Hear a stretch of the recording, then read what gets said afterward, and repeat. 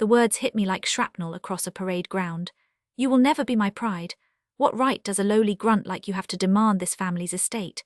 Sign the papers returning the house before I crush what little cheap dignity you have left right here. My father hissed them through clenched teeth, leaning heavily on the plaintiff's table, thrusting his face toward me in the middle of that federal courtroom. His expensive lawyers sneered beside him, radiating absolute contempt. They fully believed today would be the day they stripped me of everything. I didn't blink, I didn't flinch. Acting on the silent instinct of an officer trained to stare down the barrel of a weapon, I offered no retort. I simply stood, cold and deliberate, and smoothed the lapels of my charcoal suit, the same way I adjust my uniform before a combat briefing. The judge's gavel cracked against the wood. The trial began. My father leaned back in his chair, crossing his arms with that familiar smugness, waiting for the destruction of the daughter he considered trash. He had no idea I hadn't come here to take a beating. I bypassed the useless opening arguments, silently sliding my single counterattack file, stamped with the blood-red seal of the Pentagon, across the judge's bench. 2 minutes later, the air in the courtroom violently fractured. The judge froze, her eyes widened in absolute shock. She dropped her pen with a sharp clack onto the oak desk, ignoring every standard protocol. She locked her burning gaze onto my father's smug face and gritted out, "Sir, do you know what your daughter is?" Before I tell you what happened next, take a second to like and subscribe, but only if this story hits close to home. And let me know in the comments where you're watching from and what time it is there right now. To understand how I ended up in that courtroom, you need to understand the man sitting across from me. My father didn't just demand respect, he manufactured it.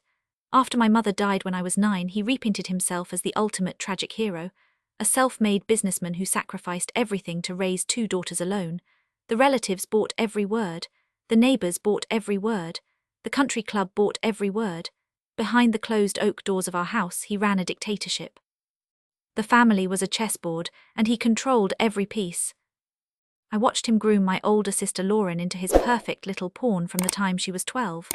She was soft, easily bent, financially dependent on every dollar he slid across the table.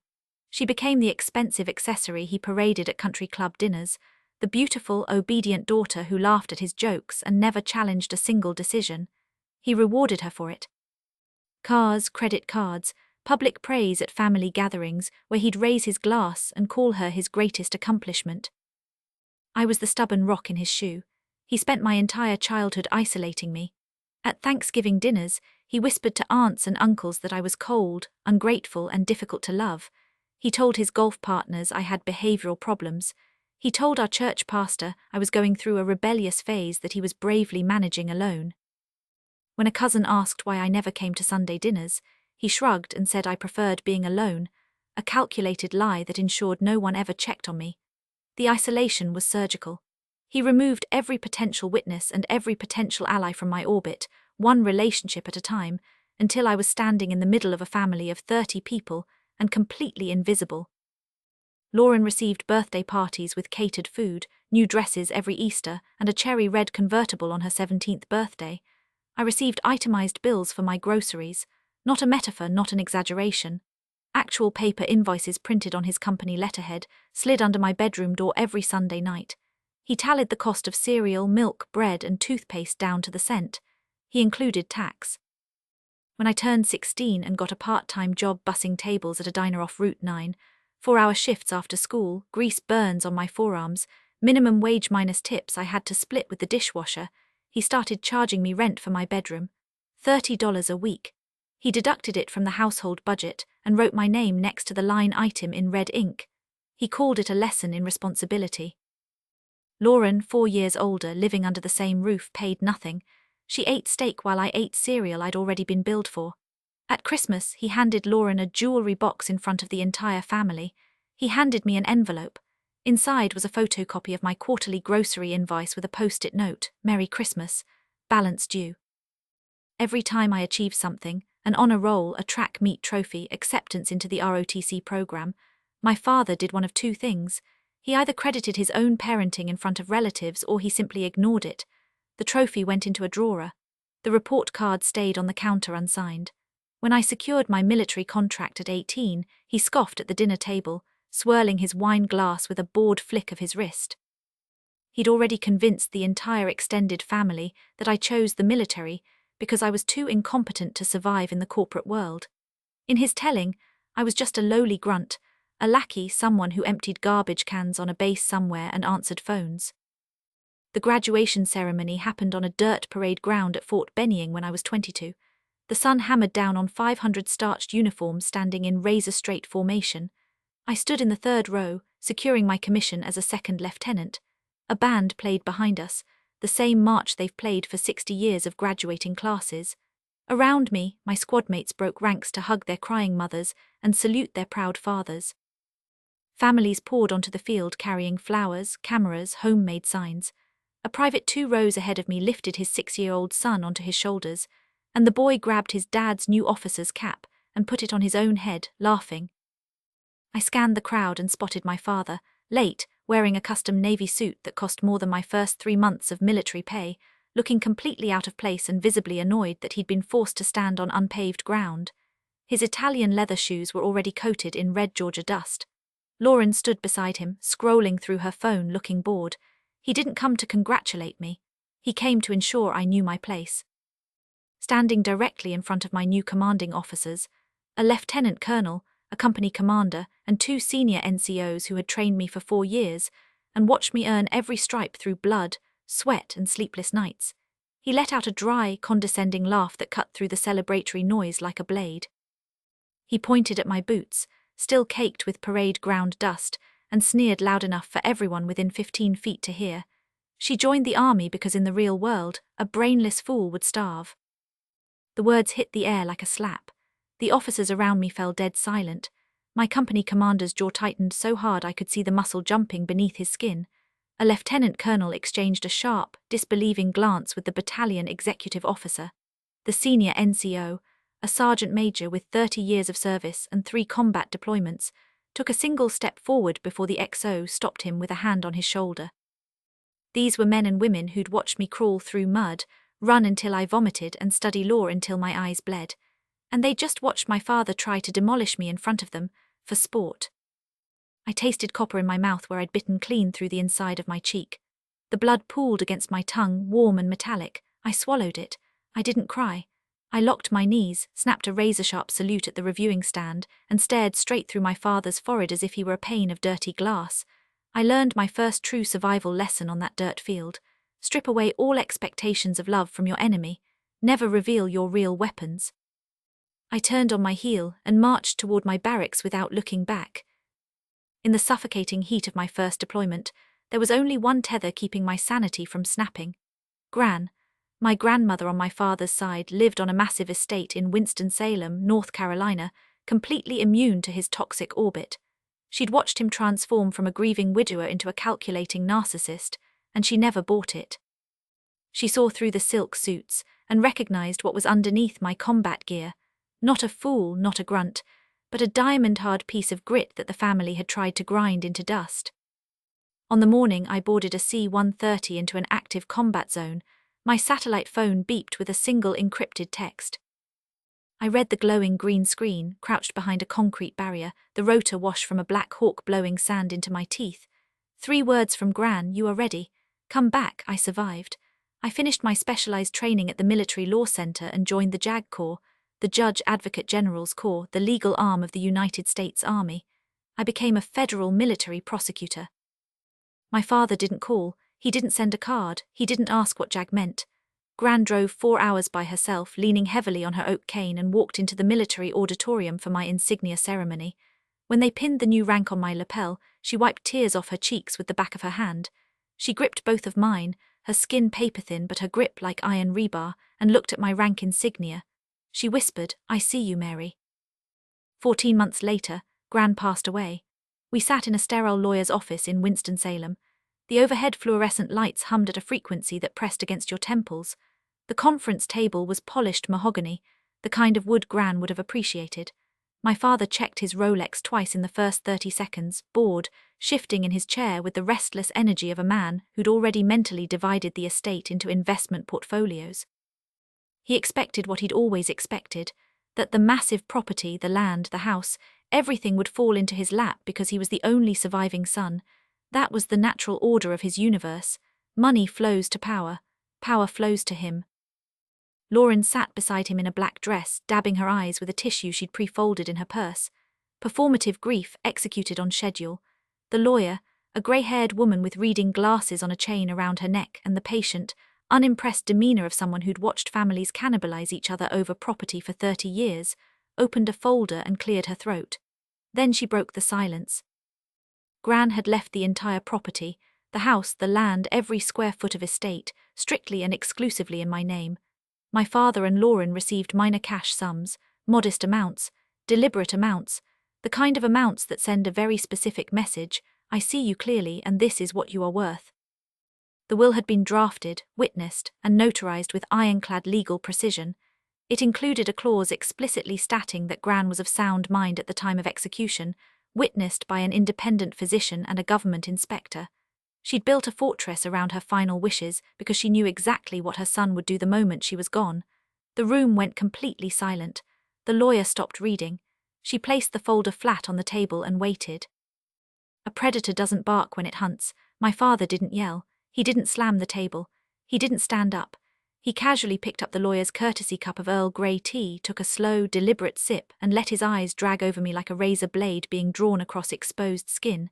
He set the cup down on the saucer without a sound, a small, controlled motion that communicated more menace than a shout. He smirked.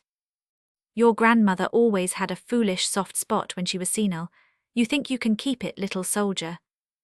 I sat perfectly still, my posture straight, my hands resting flat on the mahogany table, fingers spread, pressure even the way I center myself before cross-examination. I looked him dead in the eye and stated, "It is a legal decision. It must be respected." My father slowly lowered the teacup to the saucer. A chilling, dead-eyed smile crept across his face, the kind of smile that freezes blood and makes the small hairs on your arms stand straight up.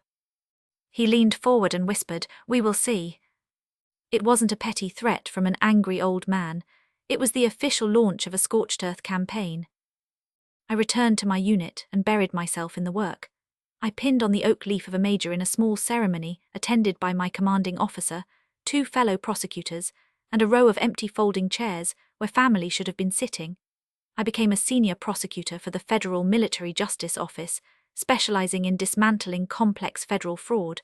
I falsely believed that 1,000 miles of distance would make my father abandon his obsession with the estate. That was my fatal tactical error. He didn't just file a standard civil suit to void the will.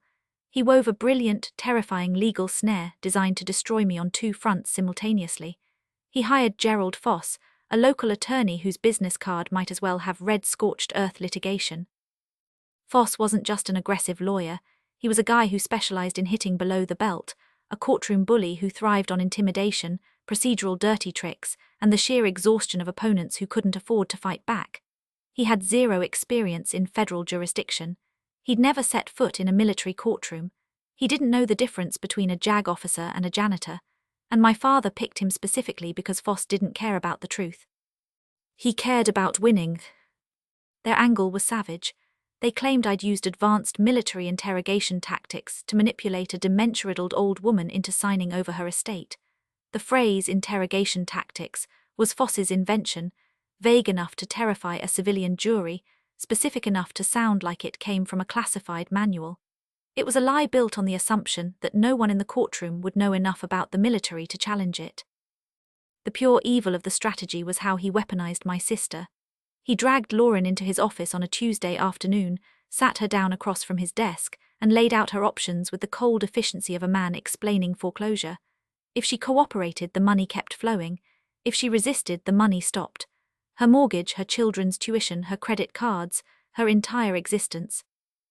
Lauren had no savings, no income, no skills that functioned outside the life our father had constructed for her.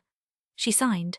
Under oath, my own sister put her name on a fabricated affidavit declaring that I'd physically barred the entire family from visiting Gran during her final years. But the lawsuit was only the visible blade. My father used his local political connections, business partners, a city councilman he golfed with, a retired judge who owed him a favor, to orchestrate a shadow strike. He mailed a series of anonymous letters, typed on plain paper, unsigned, mailed from different post offices to avoid pattern detection, directly to my base commander. The letters accused me of elder abuse and financial exploitation of a vulnerable senior citizen. The accusations were specific, detailed, and engineered, with enough insider knowledge of military culture to trigger an immediate investigation. The fallout was instant.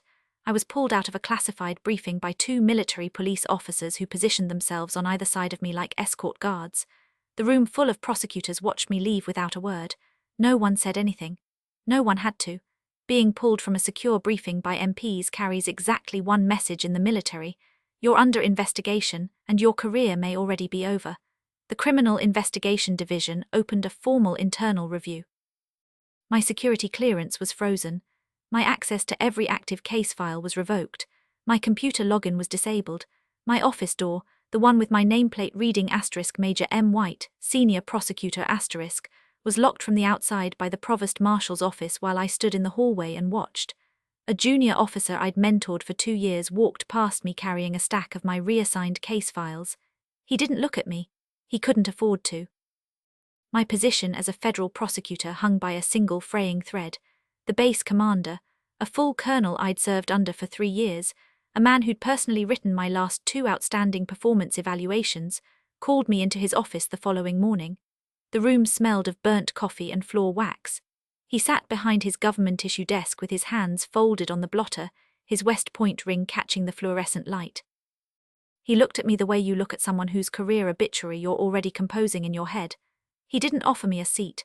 He slid the anonymous letters across the desk, 4 of them, each printed on plain white paper, each containing specific allegations of elder abuse, financial exploitation, and manipulation of a cognitively impaired senior citizen. Each one written with enough operational detail to suggest inside knowledge of my family. He waited. I read them standing up. I recognized my father's vocabulary in every paragraph, the syntax, the emphasis, the weaponized precision of a man who ran his family like a hostile acquisition. I was trapped in a lethal crossfire with no clear exit. If I lost the civil suit, I lost Gran's legacy, the only remaining proof that someone in my bloodline had loved me enough to fight for me from beyond the grave. If the CID investigation found even a shadow of merit in those poisoned letters, I'd be stripped of my rank, my security clearance, my law license, and expelled from the army with a discharge code that would follow me into every job interview, every background check, and every relationship for the rest of my life. My own father had engineered a precision kill box, a simultaneous 2-front assault designed to collapse my professional world and my personal inheritance at the same moment. He wanted to shatter my mind before we ever reached a courtroom, so that by the time I stood in front of a judge, I'd be too broken to fight. I paced the floor of my officers' quarters until 3:00 a.m. The old floorboards groaned under my boots like they were in pain. The countdown on his bomb had started. I needed a counteroffensive. 3 months before the federal hearing, an invitation arrived in my mailbox. Cream-colored cardstock, gold embossed lettering, a birthday party for Lauren's youngest daughter. I knew exactly what this was. Not a family gathering, a reconnaissance mission by the enemy. My father needed to see me to read my face to gauge whether his anonymous letters had broken me, but an officer's code doesn't permit cowardly evasion. I drove to my father's sprawling suburban house in a rented sedan, arriving as quiet and still as a frozen lake. The party was a masterpiece of suburban theatre. 40 guests packed into a backyard strung with fairy lights, a bouncy castle for the kids, a catering company serving shrimp cocktails on silver trays, and at the center of it all, my father playing the benevolent grandfather. He laughed too loud. He poured expensive Merlot for relatives who worshipped him. He put his arm around Lauren for a photograph, squeezing her shoulder like she was a prop, and she smiled on command, a trained reflex. I stood near the fence with a glass of water I never drank. I counted heads. I catalogued exits. I noted which relatives avoided my eyes and which ones had clearly been briefed on my father's version of reality. When the crowd migrated to the patio for the cake cutting, I stepped into the kitchen for a refill. The door swung shut behind me. My father was standing there, alone. The benevolent grandfather mask had already melted off his face. What was left underneath was something cold and reptilian. He stepped into my personal space, backing me against the marble counter. The cold edge of the stone pressed into my lower back. He was close enough that I could see the tiny blood vessels in the whites of his eyes and smell the Merlot on his breath, mixing with that suffocating cologne he'd worn for 30 years. The same cologne I smelled every time he slid an invoice under my bedroom door, every time he told a relative I was difficult to love, every time he reminded me that I was the defective product in his family lineup. He lowered his voice into a venomous whisper that crawled into my ear like a snake sliding across warm stone. Has your commander received my letters yet? Sign the paper giving up the house and I'll withdraw the complaint. If not, I'll have you court-martialed. Where is a lowly grunt like you going to get the money to fight me? He let the last question hang. He wanted me to calculate. He wanted me to realize that his legal budget exceeded my entire annual salary. He wanted me to feel small, outgunned, cornered. He wanted me to feel exactly the way I felt when I was 12 years old, sitting at the dinner table while he handed Lauren a jewelry box and handed me a bill. My eyes tracked the unnatural stiffness of his suit jacket, the fabric bunched wrong at the chest, too rigid for silk, too square for a pocket handkerchief, the faint rectangular outline pressing against the inner breast pocket, a recording device. He was wearing a wire. He'd come to this birthday party, his own granddaughter's birthday party, wired for sound. He wanted to provoke me into an explosion, screaming, threatening, any outburst that would give him audio evidence of an unstable, violent daughter to play for a judge. This wasn't a kitchen conversation. This was an interrogation, and the cake and fairy lights were the camouflage. My heart felt like it was being fed through a stone grinder, one slow crank at a time. This man, my father, would rather destroy his own daughter's career, her honor, her entire life, just to steal a piece of property and feed his ego. He stood there breathing vanilla cake and expensive cologne, waiting for me to break, waiting for the explosion he'd engineered with the patience and precision of a man who understood that the most effective weapons are the ones you build slowly. I looked straight into his dark, calculating eyes. I swallowed the disgust down to the pit of my stomach where it could rot quietly. I let a freezing, razor-sharp smile touch the corners of my mouth, the kind of smile that doesn't reach the eyes, the kind that makes a predator pull back because it doesn't understand what it's facing. I issued a short, tactical reply. Thank you for the advice, Mr. White. Not Dad. Mr. White. The designation stripped him of every shred of familial authority. I saw the flicker in his eyes, the microsecond of confusion, the momentary fracture in his control. He hadn't expected that. I turned my back on him and walked through the kitchen door without breaking stride. That night, I collapsed my forehead against the steering wheel of my truck in the driveway of my rented apartment. 11 minutes. I timed it on the dashboard clock. The hard plastic of the wheel pressed into my skull until it left a ridge in my skin. I could survive incoming fire in a combat zone on the other side of the world. I could process an ambush, return fire, and stabilize a wounded soldier without my hands shaking. But this knife in the back from my own blood was a different kind of weapon. It didn't kill fast. It dissolved you from the inside, one molecule at a time, until you woke up one morning and discovered you'd been hollowed out. I took a deep breath, counted to 4, held, released for 8. The tactical breathing pattern they drill into you at survival school, the same technique that keeps your hands steady when the world is exploding around you. Emotion died. Now is the time for iron discipline.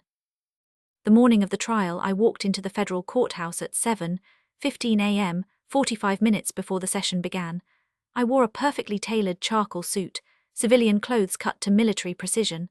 I carried a single leather briefcase. Inside it sat every piece of ammunition I'd spent 3 months assembling in absolute secrecy. Judge Patricia Ocaffer took the bench at exactly 8 o'clock. She was legendary among federal attorneys for her zero-tolerance policy on courtroom theatrics. She'd sent 3 lawyers to contempt hearings in the past year alone. Her reputation was a scalpel, precise, cold, and merciless toward anyone who wasted her time. Across the aisle, my father and Gerald Foss settled into the plaintiff's table like 2 men reserving front-row seats at an execution. They wore matching expressions, arrogant, pitiless, the look of hunters who'd already counted the meat before firing the shot. My father adjusted his cufflinks. Foss arranged his stack of forged documents with theatrical care. They were putting on a show, and they fully expected the audience to applaud. The battle commenced, and my father launched his lethal strikes immediately. Foss strutted to the center of the floor with the swagger of a man who'd never lost in his own zip code. He adjusted his tie, paused for effect, and presented a thick stack of medical records to the judge, each page flagged with color-coded yellow tabs. He'd cleverly altered documents sourced through my father's personal physician, a local doctor who owed my father 3 decades of country club favors and patient referral fees. The records highlighted a diagnosis of mild cognitive impairment for Gran during her final 2 years. Foss held the papers up, turning them slowly for the gallery. He painted a tragic, manipulative picture, a confused, helpless elderly woman being strong-armed by a greedy, power-hungry granddaughter who exploited her military training to isolate and control a defenseless senior. He lingered on phrases like undue influence, predatory behavior, and systematic elder exploitation, letting each word drip with manufactured sympathy, each pause calculated to let the poison settle into the judge's assessment. Judge Okafor frowned. She picked up the medical records and studied them, her reading glasses low on the bridge of her nose. She flipped through 3 pages. Then 4, each one bearing official-looking stamps and physician signatures. The documents looked legitimate. The clinical language was convincing. The narrative was coherent. My father's bomb was working exactly as designed. Then Foss called Lauren to the stand. My sister walked up from the gallery on legs that barely held her. Her heels clicked against the hardwood floor in an uneven, stumbling rhythm. Her hands trembled visibly, not from guilt, but from the suffocating terror of the man sitting at the plaintiff's table behind her. She could feel our father's glare drilling into the base of her skull like a heated nail. She'd been coached, rehearsed. Every word she was about to say had been scripted by Foss and approved by our father during sessions in his home office where the door was locked, and Lauren's husband was told to wait in the car. Disobedience wasn't an option. She had no income of her own, no savings, no professional skills that existed outside the ecosystem our father had built and controlled. She was a marionette, and the strings were made of money. Lauren placed her hand on the Bible and swore to tell the truth. She looked at the judge. She forced tears down her cheeks, tears she'd practiced in a bathroom mirror, tears that came easily because the only thing she feared more than lying under oath was losing the financial lifeline that kept her children fed and her mortgage current. She pointed a shaking finger at me, her voice cracking in all the right rehearsed places, and cried. She isolated Gran. She explicitly threatened me, telling me if I ever visited the house, she would use her military connections to ruin my husband's business. The lie hung in the air like smoke from a controlled demolition. It expanded. It filled the room. It poisoned every molecule of oxygen between me and the bench. I sat perfectly still at the defense table. I didn't shake my head. I didn't sigh. I didn't look at my sister with hurt or betrayal. I watched her sell her soul for our father's approval with the same cold clinical focus I used to observe a hostile witness contradicting their own deposition. The judge's expression darkened as she glanced over at me, clearly troubled by the devastating testimony. My father leaned back in his chair, the wood creaking under his shifting weight. He shot me a triumphant smirk, the kind a cat gives a cornered mouse right before the killing bite. He thought his bomb had detonated perfectly. Every charge had landed. The medical records, the sister's testimony, the fabricated picture of a predatory soldier exploiting a dying old woman. I calmly opened my briefcase. The latch clicked once in the silence. I slid a heavy stack of papers from inside and placed it flat on the table without a sound. It was my turn. I stood up, buttoned my suit jacket with a single motion, and walked to the clerk's desk. My heels struck the hardwood floor at a measured cadence, the same pace I use when approaching the bench in a military tribunal. I submitted a bound folder of encrypted satellite communication logs, SATCOM records pulled directly from the Department of Defense archives. Each entry was time-stamped down to the second, verified by military encryption protocols that could not be fabricated outside of a secure government facility, and cross-referenced against deployment orders that confirmed my exact geographic location at the time of every single transmission. I turned to face Judge Okafor and spoke with the measured, controlled tone of a prosecutor presenting evidence in a capital case. I didn't raise my voice. I didn't add inflection. I let the data speak. I explained that these logs proved beyond any margin of doubt that I had maintained weekly, verified contact with my grandmother, even while deployed in hostile combat zones on the other side of the world. Every call was logged. Every encrypted text was archived. Every welfare check I'd routed through military channels was documented and countersigned by my communications officer. The record stretched back 4 years. 4 years of consistent, verifiable contact that formed an unbreakable chain of evidence. They obliterated the lie that I had isolated Gran from anyone. They proved the opposite. I was the only family member who maintained regular contact with her. The only one who called. The only one who showed up. I placed the final page on the clerk's desk and returned to my seat. The time-stamped data dismantled Foss's narrative like a wrecking ball through drywall, but my father absolutely refused to yield. He couldn't. A narcissist doesn't retreat when cornered. A narcissist escalates. It's a biological reflex as involuntary as breathing. The moment Judge Okafor picked up my SATCOM logs and began reading, something broke behind my father's eyes. The mask slipped.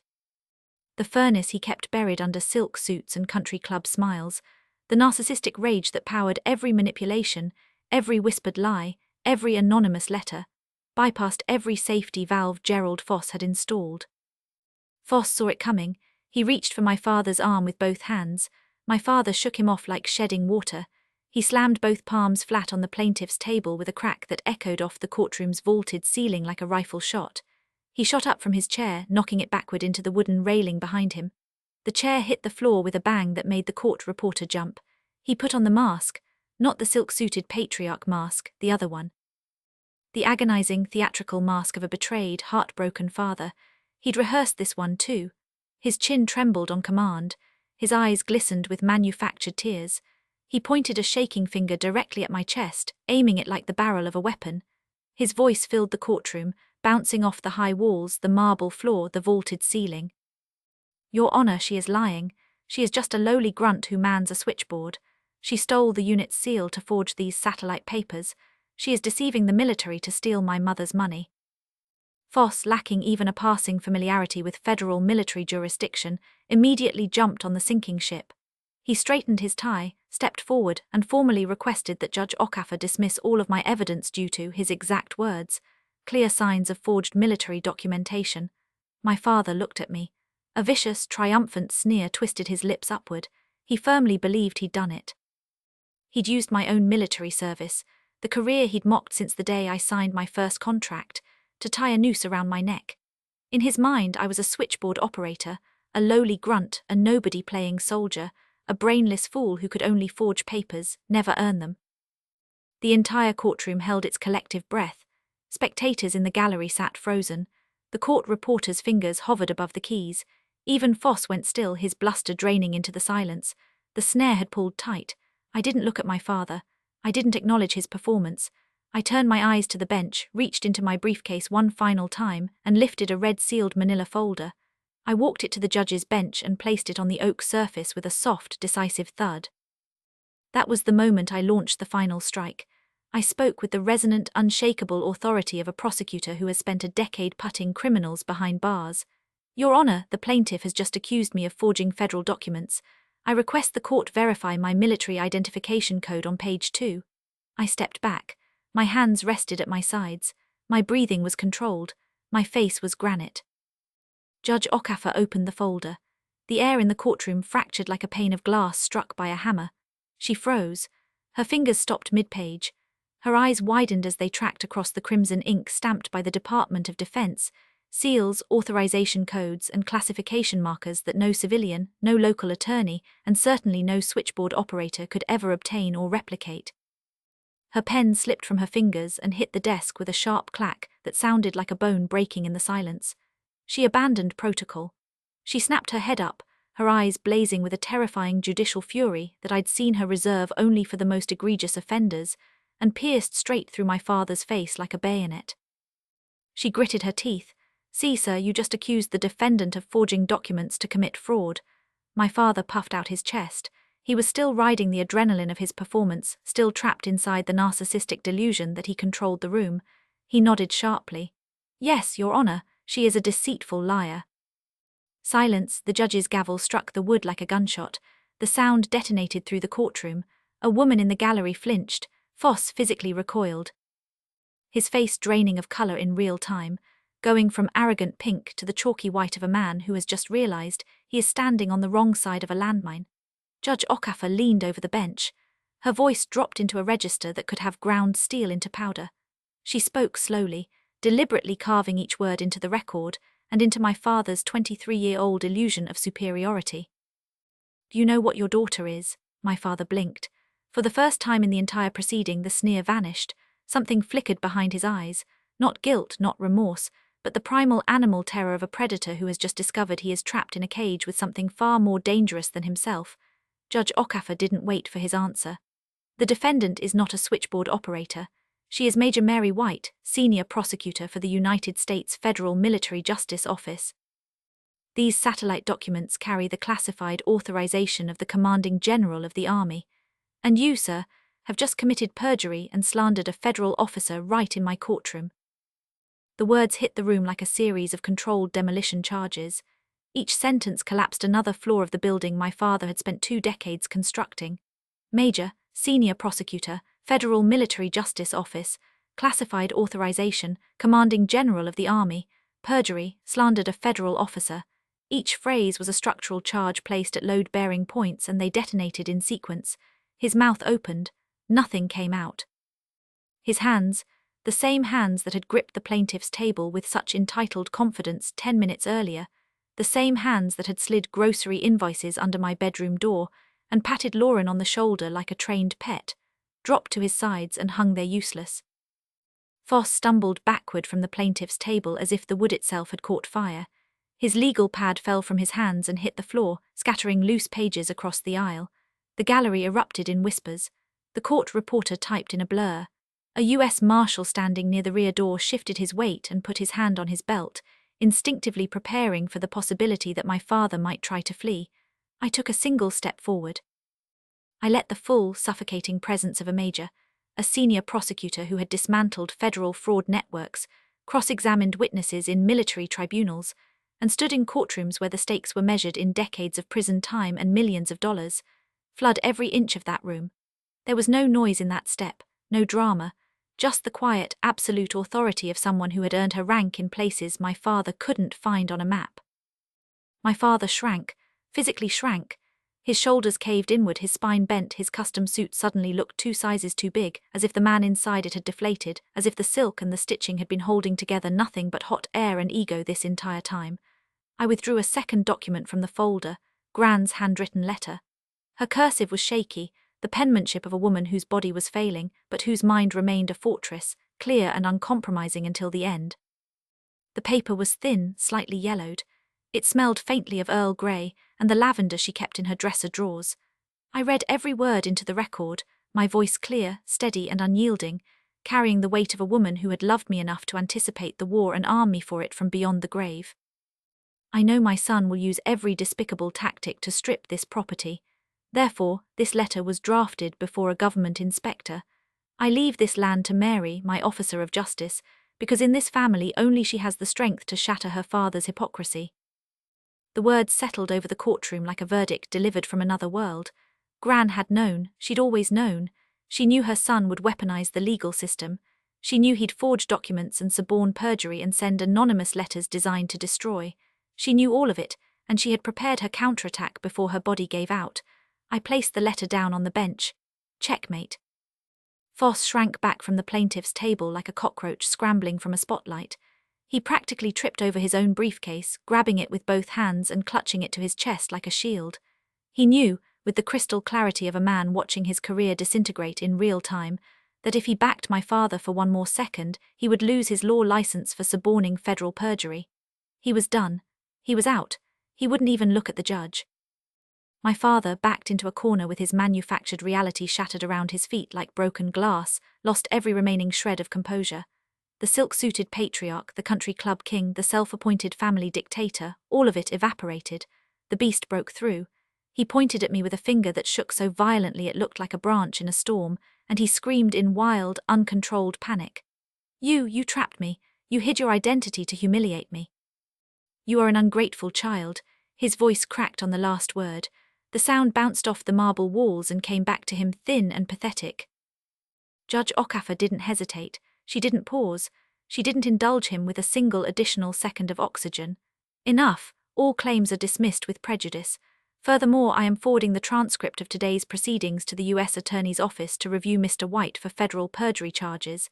Any anonymous letters you sent to the military will now become evidence against you. The gavel came down one final time. Court was adjourned. I calmly packed my files.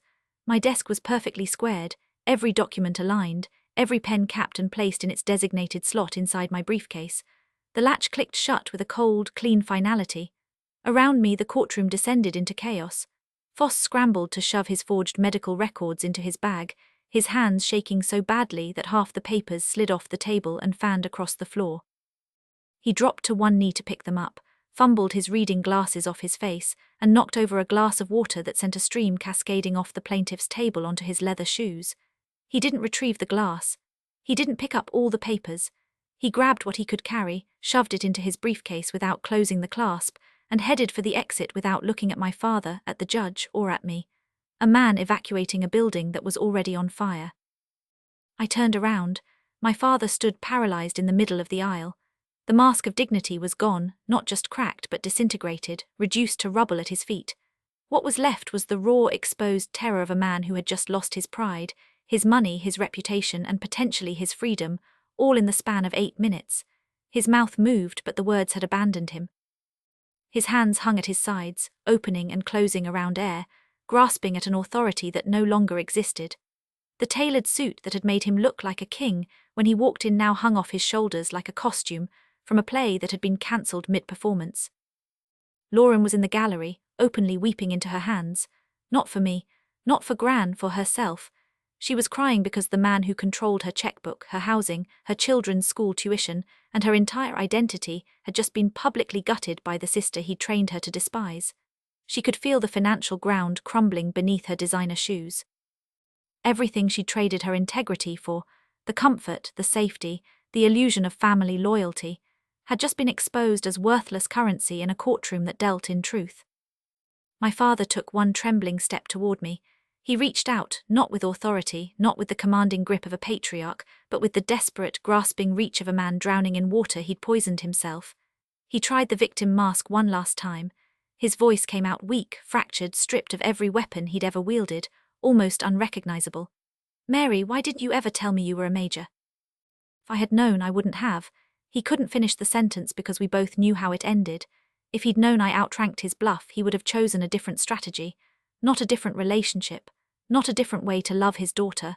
A different strategy. That was the core of who he was. Every human interaction was a transaction. Every relationship was a leverage point, and he'd just discovered that the asset he'd valued at 0 was worth more than everything in his portfolio. I locked eyes with him. My gaze was the edge of a blade being driven slowly, deliberately through the center of his pathetic, collapsing ego.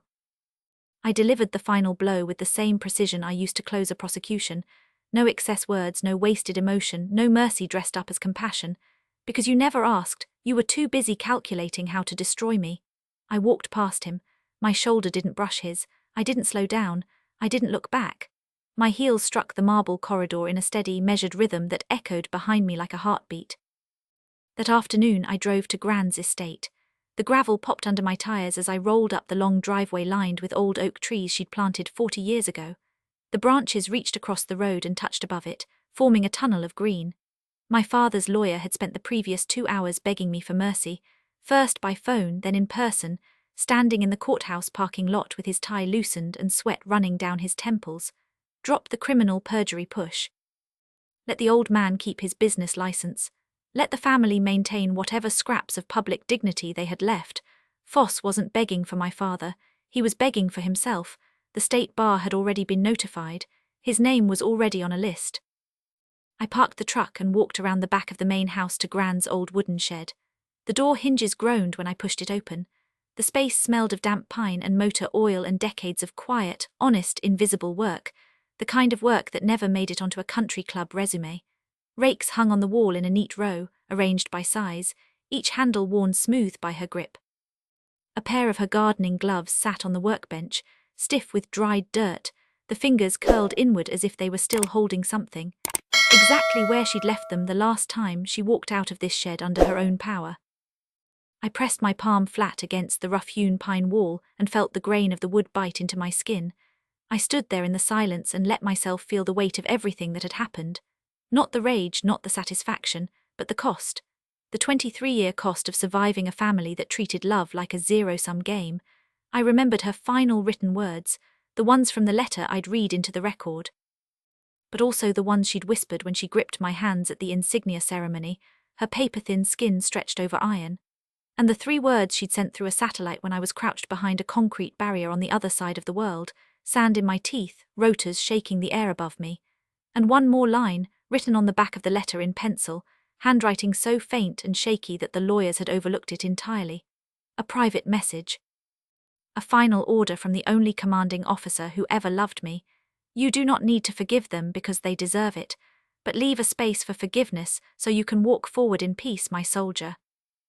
I pulled out my phone and called my JAG team. I ordered them to drop the criminal perjury push against my father. The order came out steady, deliberate, final, not because he deserved mercy, not because I felt sympathy for the man who tried to destroy me, because Gran asked me to, because the last act of my campaign wouldn't be vengeance, it would be obedience to the one person who'd earned the right to command me. But I mandated a permanent, ironclad restraining order barring him from the property. Forever, he would never set foot on Gran's land again. He would never touch the house, the trees, the shed, or the dirt she'd walked on. That ground was mine, and it was sacred. A new order had been established, not through negotiation, not through compromise, but through absolute overwhelming force deployed with surgical precision. My father never dared to use a condescending tone with me again. The anonymous letters stopped. The legal threats evaporated. He dissolved his partnership with Gerald Foss within a week, Foss, who had quietly been informed by the state bar that his conduct was under review. My father was reduced to what he'd always been underneath the silk suits and the manufactured charisma, a coward. He communicated through timid text messages, short, cautious, stripped of every ounce of the venom he'd carried for 23 years. A man carefully sweeping a minefield with his bare hands. The monster who used to dictate my worth was now terrified of my shadow.